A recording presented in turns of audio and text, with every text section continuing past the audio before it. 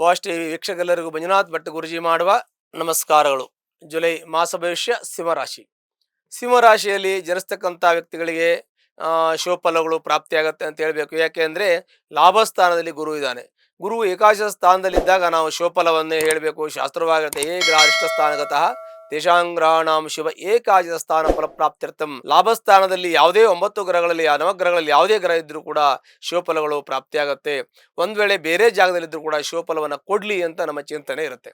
ಹಾಗಾಗಿ ಈ ಒಂದು ಸಿಂಹರಾಶಿಯಲ್ಲಿರ್ತಕ್ಕಂಥ ವ್ಯಕ್ತಿಗಳಿಗೆ ಲಾಭದಲ್ಲಿರ್ತಕ್ಕಂಥ ಗುರು ಎಲ್ಲ ರೀತಿಯ ಅನುಕೂಲವನ್ನು ಮಾಡ್ತಾನೆ. ಅಂದರೆ ಪಂಚಮ ಸ್ಥಾನಕ್ಕೆ ಗುರುದೃಷ್ಟಿ ಇದೆ. ಹಾಗಾಗಿ ಸಂತಾನ ಆಗುವಂಥ ಯೋಗ, ಮನೆ ಕಟ್ಟುವಂಥ ಯೋಗ, ಕಾರ್ ತೆಗೆದುಕೊಳ್ಳುವಂಥ ಯೋಗ, ಫ್ಲಾಟ್ ತೆಗೆದುಕೊಳ್ಳುವಂಥ ಯೋಗ, ಮನೆ ತೆಗೆದುಕೊಳ್ಳುವಂಥ ಯೋಗ, ಇವೆಲ್ಲವೂ ಕೂಡ ಶುಭಫಲಗಳು ಈ ಸಿಂಹರಾಶಿಯವರಿಗೆ ಗುರುವಿನ ಅನುಗ್ರಹದಿಂದ ಪ್ರಾಪ್ತಿಯಾಗತ್ತೆ ಅಂತ ಹೇಳ್ತೀವಿ. ಆದರೆ ಸಿಂಹರಾಶಿಯಲ್ಲಿ ಕೇತು ಸ್ಥಿತ ಆಗಿದ್ದಾನೆ. ಅನವಶ್ಯಕ ವಾದಗಳು, ವಿವಾದಗಳು, ಚರ್ಚೆಗಳು, ಬಂಧು ವಿರೋಧ ಆಗುವಂತಹದ್ದು, ಮತ್ತೆ ಮಿತ್ರರಲ್ಲಿ ಅಸಮಾಧಾನ ಬರ್ತಕ್ಕಂಥ, ನಿಮ್ಮ ಸ್ನೇಹಿತರಿದ್ರೆ ಅಲ್ಲಿ ಅಸಮಾಧಾನ, ಗಲಾಟೆ, ಮನಸ್ತಾಪ ಆಗುವಂಥ ಇವುಗಳು ಕೂಡ ಇರುತ್ತೆ. ಗುರು 11ರಲ್ಲಿದ್ದರೆ ಒಳ್ಳೆ ಶುಭಫಲವನ್ನು ಕೊಡ್ತಾನೆ. ಆದರೆ ಸಮಸ್ಯೆಗಳನ್ನು ಉಂಟು ಮಾಡುವ ಗ್ರಹಗಳು ಕೂಡ ಪಕ್ಕದಲ್ಲೇ ಇರ್ತದೆ. ಅಷ್ಟಮದಲ್ಲಿ ಶನಿ, ಸಪ್ತಮದಲ್ಲಿ ರಾಹು, ರಾಶಿಯಲ್ಲಿ ಕೇತು, ಇವರು ನಿಮಗೆ ತೊಂದರೆಯನ್ನು ಕೊಡ್ತಾರೆ. ಗುರುವಿನ ಒಂದು ಅನುಗ್ರಹದಿಂದ ನಿಮಗೆ ಒಂದು 50% 50% ಅನುಕೂಲ ಆಗ್ಬೋದು. ಒಂದು 50% ಈ ರಾಹು ಕೇತುಗಳು ಶನಿಗಳು ಫಲವನ್ನು ಕೊಡ್ತಾರೆ. ಕಾರಣ ಏಕೆ ಅಂತಂದ್ರೆ ಎಲ್ಲರೂ ಫಲವನ್ನು ಕೊಡಬೇಕಾಗಿದೆ. ಯಾಕೆ ಅಂತಂದ್ರೆ ಕೇತು ನಿಮಗೆ ಜ್ಞಾನೋದಯವನ್ನು ಮಾಡ್ತಾರೆ. ಕೇತು ಕುಲಸ್ಥೂನತಿಂ ರಾಹುರ್ಭಾವ ಬಲಂ ಕೇತು ಕುಲಸ್ಥೂನತಿಂ. ರಾಹುವಿನ ಭಾವಬಲ ಉಂಟಾದ್ರೆ ಕೇತುವಿನ ಕುಲವೃದ್ಧಿ ಆಗುತ್ತೆ. ಹಾಗಾಗಿ ಕೇತುವಲ್ಲಿ ಇರೋದ್ರಿಂದ ಬೆನ್ನೋವು ಬರೋದು, ಸೊಂಟ ನೋವು ಬರೋದು, ಕತ್ತು ನೋವು ಬರೋದು, ತಲೆನೋವು ಬರೋದು, ಕಣ್ಣು ನೋವು ಬರೋದು, ಕಣ್ಣು ಆಪರೇಷನ್ ಆಗೋದು, ಕಿವಿ ಆಪರೇಷನ್ ಆಗೋದು, ಮೂಗಿನಲ್ಲಿ ನಿಮಗೆ ದುರ್ವಾಸ ತುಂಬೋದು, ಇವೆಲ್ಲ ಕೇತುವಿನಿಂದ ಉಂಟಾಗ್ತದೆ. ಸಪ್ತಮದಲ್ಲಿರತಕ್ಕಂಥ ರಾಹು ನಿಮಗೆ ಕೆಲವೊಂದು ಬಿಸ್ನೆಸ್ ಪಾರ್ಟ್ನರ್ ಆಗಿದ್ದರೆ ಅಲ್ಲಿ ನಿಮಗೆ ಅಸಮಾಧಾನ ಉಂಟು ಮಾಡ್ತಾನೆ. ಫ್ಯಾಮಿಲಿ ಪಾರ್ಟ್ನರ್ ಅಲ್ಲಿ ಸ್ವಲ್ಪ ಗಲಾಟೆ, ಮನಸ್ತಾಪ, ಅಸಮಾಧಾನ ಉಂಟಾಗುತ್ತೆ. ವಿವಾಹದ ಇರತಕ್ಕಂಥ ವಿವಾಹವಂಥ ವ್ಯಕ್ತಿಗಳಿಗೆ ವಿವಾಹ ಪ್ರತಿಬಂಧಕ ದೋಷ ಉಂಟಾಗ್ತದೆ. ಯಾಕೆ ಅಂತಂದರೆ ಲಾಭದಲ್ಲಿ ಗುರು ಇದ್ರೂ ಕೂಡ, ಗುರು ಅನುಗ್ರಹ ಇದ್ರೂ ಕೂಡ ನಿಮಗೆ ಸಪ್ತಮದಲ್ಲಿ ರಾಹು ಇರೋದ್ರಿಂದ ನಿಮಗೆ ಅದನ್ನು ವಿವಾಹವನ್ನು ನಿಧಾನ ಮಾಡೋದು, ಅಥವಾ ತಪ್ಸಾಕೋದು, ಅಥವಾ ಕೊನೆಯಲ್ಲಿ ಹಂತದಲ್ಲಿ ಅದು ನಿಂತೋಗೋದು, ಎಂಗೇಜ್ಮೆಂಟ್ ಬ್ರೇಕ್ ಆಗೋದು, ಇವೆಲ್ಲ ಆಗುವಂಥ ಸಾಧ್ಯತೆಗಳು ರಾಹುವಿನ ಸಪ್ತಮ ಭಾವದಿಂದ ಇರುತ್ತೆ. ಹಾಗಾಗಿ ಗುರುವಿನ ಅನುಗ್ರಹ ಏನೇ ಇದ್ರೂ ಕೂಡ ರಾಹುವಿನ ದೋಷಕ್ಕೆ ಪರಿಹಾರ ಮಾಡ್ಕೋಬೇಕು. ಕೇತುವಿನಿಂದ ಯಾವುದೇ ಸ್ವಲ್ಪ ದೂರ ಇರಬೇಕು. ಕೇತು ಅಂದರೆ ವಾದ ವಿವಾದ, ಮತ್ತೆ ಕೆಲವೊಂದಷ್ಟು ನಮಗೆ ಗೊತ್ತಿಲ್ಲ ಅಚಾತುರ್ಯ ನಡೆಯತಕ್ಕಂಥದ್ದು. ಅದರಿಂದ ನಮ್ಗೆ ಗೊತ್ತಿಲ್ಲ ಅಂದ್ರೆ ನಾವು ಅದರ ಬಗ್ಗೆ ನಾವು ಮಾತಾಡಕ್ಕೆ ಹೋಗೋದಾಗ್ಲಿ, ಅಥವಾ ಗೊತ್ತಿಲ್ಲದ ಒಂದು ವಿಚಾರಕ್ಕೆ ವ್ಯವಹಾರ ಕೈ ಹಾಕೋದಾಗ್ಲಿ ಮಾಡಕ್ಕೆ ಹೋಗಬಾರ್ದು. ಸರಿಯಾದ ಪ್ರಾಜ್ಞರಿಂದ, ಅದಕ್ಕೆ ತಿಳಿದುಕೊಳ್ಳಿಕ್ಕೆ ಇರತಕ್ಕಂಥ ವ್ಯಕ್ತಿಗಳಿಂದ ಅದಕ್ಕೆ ಸರಿಯಾದ ಮಾರ್ಗದರ್ಶನ ತೆಗೆದುಕೊಂಡು ಮತ್ತೆ ಕಾನೂನುಬದ್ಧವಾಗಿ ಏನೇ ವ್ಯವಹಾರವನ್ನು ಮಾಡೋದು ಒಳ್ಳೆಯದು. ಯಾಕೆಂದರೆ ಅಷ್ಟಮದಲ್ಲಿರತಕ್ಕಂಥ ಶನಿ ನಷ್ಟವನ್ನು ಉಂಟು ಮಾಡ್ತಾನೆ, ಸ್ಥಾನ ಬದಲಾವಣೆ ಉಂಟು ಮಾಡ್ತಾನೆ, ಮನೆ ಬದಲಾವಣೆ, ಕೆಲಸ ಬದಲಾವಣೆ, ಕೆಲವು ಜಾಬ್ ಹೋಗ್ಬೋದು, ಕೆಲವು ಜಾಬ್ ಸಿಗ್ಬೋದು, ಈ ಥರ ಆಗುವಂಥ ಸಾಧ್ಯತೆ ಇರ್ತದೆ.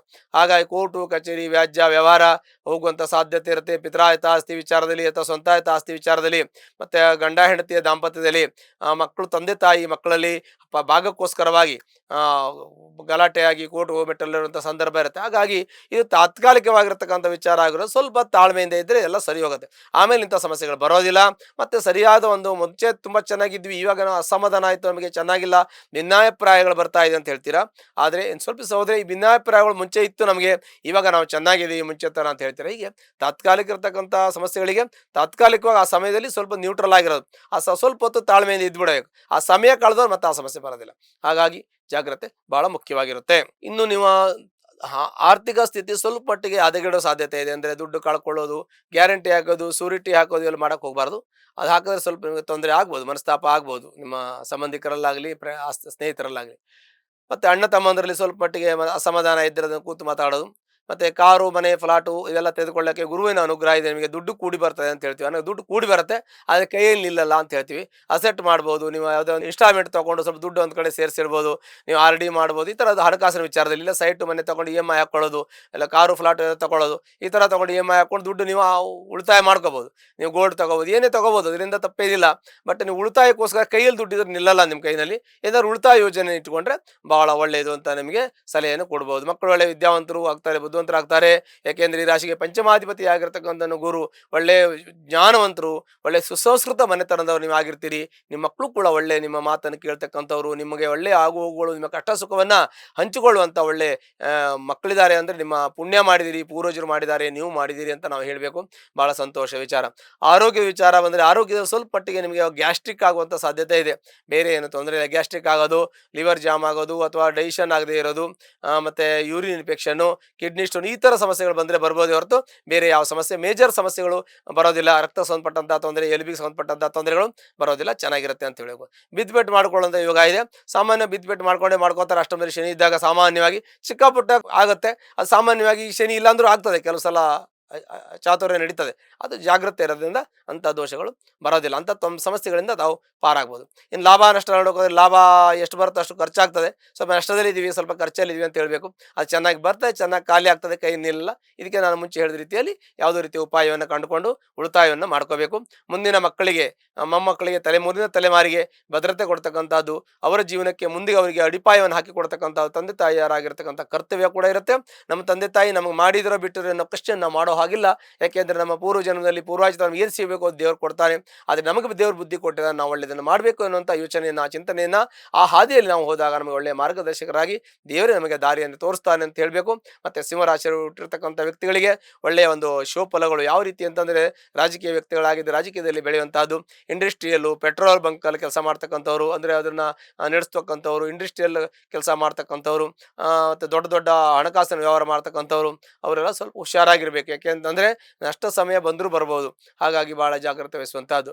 ಅಲ್ಲದೆ ಮತ್ತು ಸಿನಿಮಾ ಇಂಡಸ್ಟ್ರಿಯಲ್ಲಿ ಇರೋರಿಗೆ, ಇನ್ನು ಅಧ್ಯಾಪಕರಿಗೆ, ವಿದ್ಯಾರ್ಥಿಗಳಿಗೆ, ವೈದ್ಯರಿಗೆ, ನ್ಯಾಯವಾದಿಗಳಿಗೆಲ್ಲ ಶುಭಫಲಗಳು. ವೃತ್ತಿ ಮಾಡೋರಿಗೆಲ್ಲ ಶುಭಫಲ ಇದೆ. ಬಿಸ್ನೆಸ್ ಮಾಡೋರಿಗೆ ಸ್ವಲ್ಪ ಹುಷಾರಾಗಿರ್ಬೇಕು. ಒಂದೇ ಮಾತಲ್ಲಿ ಹೇಳ್ಬೇಕಂದ್ರೆ, ಬಿಸ್ನೆಸ್ ಮಾಡ್ತಕ್ಕಂಥ, ಇನ್ವೆಸ್ಟ್ಮೆಂಟ್ ಮಾಡ್ತಕ್ಕಂಥವ್ರು ಕೋಟ್ಯಾಂತರ ರೂಪಾಯಿ, ಲಕ್ಷಾಂತರ ರೂಪಾಯಿ ಹಾಕಿ ಮತ್ತೆ ಅದನ್ನು ಅಸಲು ಬಡ್ಡಿ ರಿಕವರಿ ಮಾಡಬೇಕು ಅಂದರೆ ಸ್ವಲ್ಪ ಕಷ್ಟ ಇರುತ್ತೆ, ಜಾಗ್ರತೆ ವಹಿಸಬೇಕು. ವೃತ್ತಿ ಮಾಡುವವರು ನೋಡಿ, ಯಾವುದೋ ಒಂದು ಕಡೆ ಕೆಲಸ ಮಾಡ್ತೀವಿ, ಯಾವುದೋ ಒಂದು ಆಫೀಸಲ್ಲೋ ಅಥವಾ ಸ್ಕೂಲೋ ಕಾಲೇಜು ಎಲ್ಲೋ ಒಂದು ನಾವು ಕೆಲಸ ಮಾಡ್ತೀವಿ, ನಮಗೆ ತಿಂಗಳ ಸಂಬಳ ಬರುತ್ತೆ, ಜೀವನಕ್ಕೆ ತೊಂದರೆ ಆಗಲ್ಲ. ಒಂದು ವೇಳೆ ಅಲ್ಲಿ ಕೆಲಸ ಬಿಟ್ಟರೆ ಬೇರೆ ಕಡೆ ಕೆಲಸ ಸಿಗುತ್ತೆ, ಸ್ಥಾನ ಬದಲಾವಣೆ ಯೋಗ ಇದೆ, ಬೇರೆ ಕಡೆ ಸಿಗುತ್ತೆ. ಇಲ್ಲ ಅಲ್ಲಿ ಪ್ರಮೋಷನ್ ಕೂಡ ಆಗ್ಬೋದು ನಿಮ್ಮ ಯೋಗ ಚೆನ್ನಾಗಿದ್ರೆ.